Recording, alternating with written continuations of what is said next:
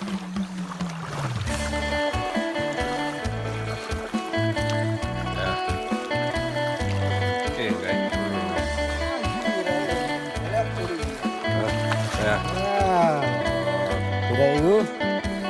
ุดเลยเนาะเฮ้ยปลานะสักดาวเห็นแล้ว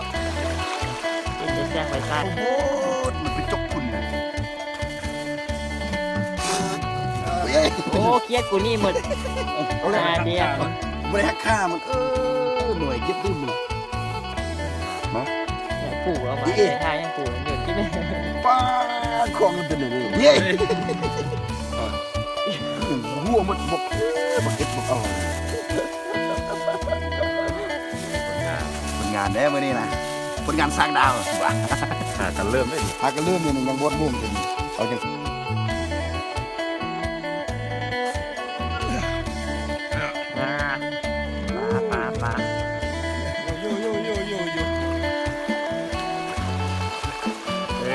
ลาจังสีละรุ่นสิละ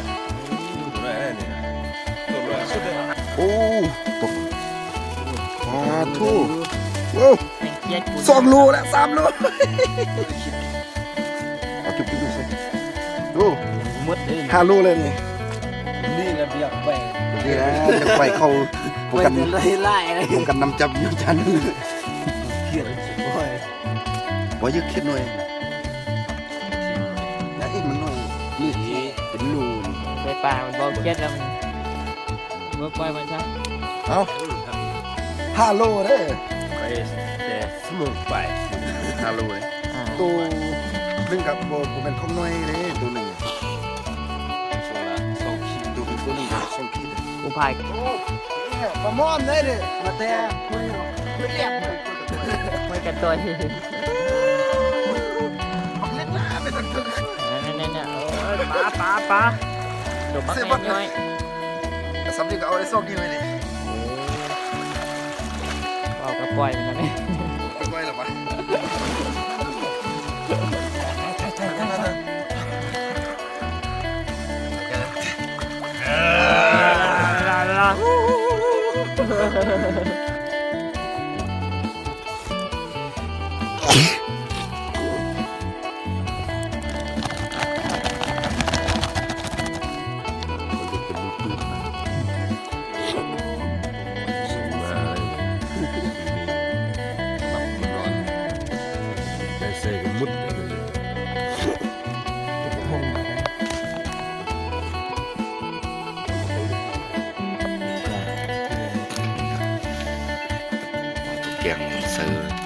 แกงเสือตลอรุ่งเลย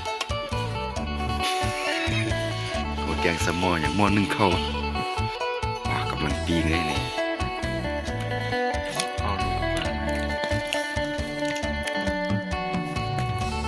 ทีมงาน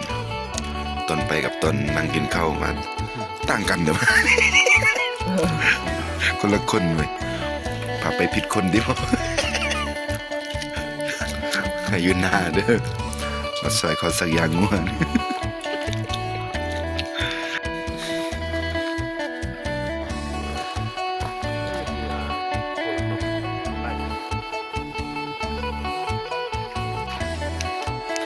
นี่นะบ่อยากไปนะกูว่านั่งกินเหล้ากินเบียร์แม่กับบ่มีของแก้มบัดไปแล้วมันเป็นของกินเนี่ยเป็นของแก้มว้าปันนังขายตลาดด้วยนะ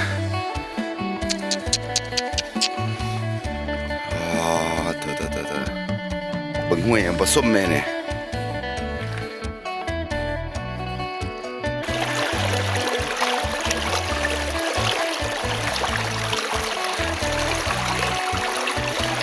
มันก้อนนี้มันก้อนนี้แค่นั้น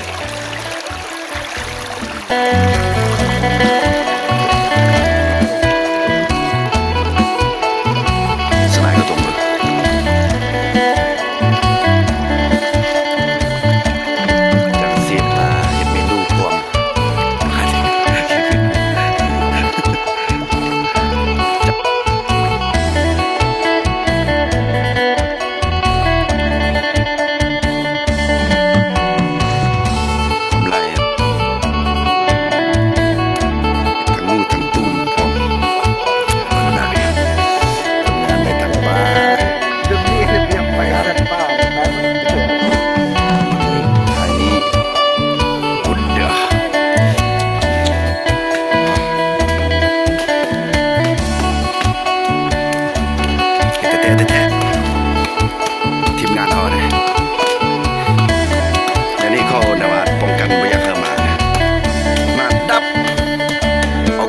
เอาเต่าเอาก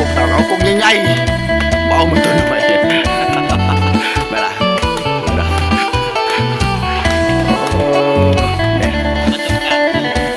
ประสบการณ์สู้เอาตัวใหญ่ได้น้อยเอาตัวน้อยได้แห้งน้อยเขาว่าน่ะเตะแล้วอันหนึ่งเนี่ยเวลาอยากกินล่ะกดไลค์กดแชร์อย่าฝากเธอกินกดไลค์กดแชร์ฝากกินโอ้เสา